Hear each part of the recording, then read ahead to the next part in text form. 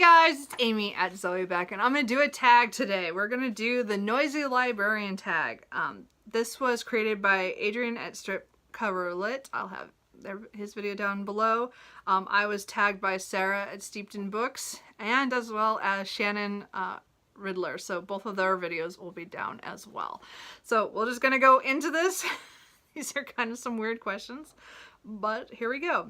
So question number one is, what has been the most influential library in your life? And I would say it would be my childhood library, the Corvallis Benton County Library, where I grew up.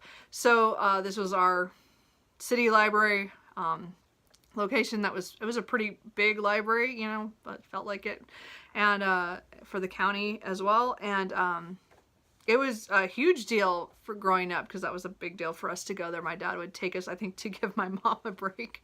He would take my brother and I to the library on weekends. And that was kind of our fun thing that we did.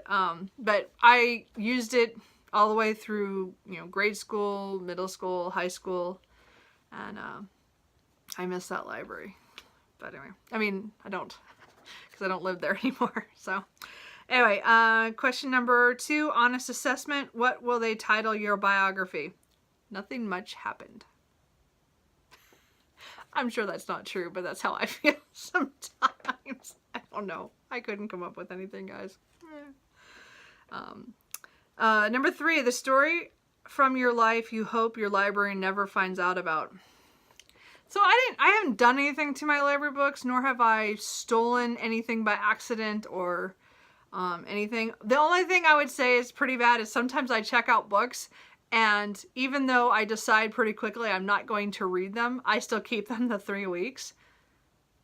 I don't know if that's bad or not. I mean, I'm allowed the 3 weeks, right? So I don't know if that's bad or not, but oh well. Question number four, what is your favorite word? Now, I don't have a favorite word that I can think of right off, but I know a word that I loved as a kid. For some reason, it was my favorite word, so I'm going to use that one, is idiotic. For some reason, I had it in my mind. I made this word up. Don't ask me why, but I was a kid.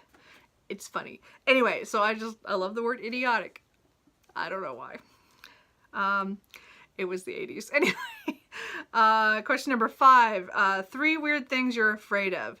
Okay, this was hard. So I'm not going to say I'm really afraid of a lot of things. So, but I have a fear of biting into things and like biting through a tomato. I hate tomatoes. They're gushy and they bleed all over. They're like, ugh. Anyway, I don't like them. Anyway, other thing is I do have a thing about hands being smashed or injured.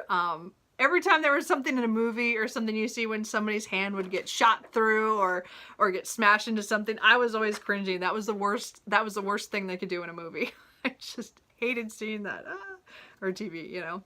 And the other thing I came up with is kind of a weird one, but I always have this fear that I'm afraid that I won't have something, that if I come up with a story idea, I won't have paper, pen, pencil, or my phone or something with me to write it down, because I will not remember if I don't write that idea down at that moment. And I have a fear that I'm going to forget that, which is why I lug around paper, pen, like everywhere, just in case my phone dies and I have to write it somewhere else.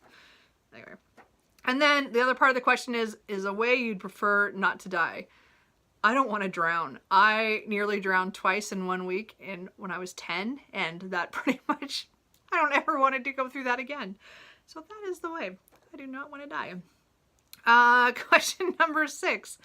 Your favorite book as a grade schooler. So there's a couple of books that I read quite often over and over, but the one that I read, I would say the most that I checked out of my school library, was The Boxcar Children by Gertrude Chandler Warner. So this, of course, is a new cover. The book we had was a combination, I think, of like 3 or 4 of the book stories in a big red book, so you could see it on the shelf, and it was so easy to see. So again, it's like, I think it's like 4 kids who are pretty much homeless, or they live in a boxcar for a while, and it was pretty cool, the ideas they came up with to make the boxcar work. And then I mean, things happen later where they find relatives, but I can't remember anything else beyond that. I have not reread it since I was probably 10, but it was definitely my favorite book as a kid. I read that. I don't even know, like, we had the little card in the back of the book. My name was on there like the most when I left school. That's cool. I love that book at the time. Number 7. What have your interactions with the police been like? Now this was weird. Like, I know this is like Nosey Librarian, but why do you want to know about my police interactions? I've a lot of things that are normal. I've had a few tickets. I was in a car accident and the cops came to help me. I was held up at gunpoint at one point. Not fun. I helped with a friend when she had a break-in at her house and they came because we had been out and then we came back and he ran out. It was, anyway, that was a long time ago. And then what was the other one? Oh, and then I've been there when they've been called with fights.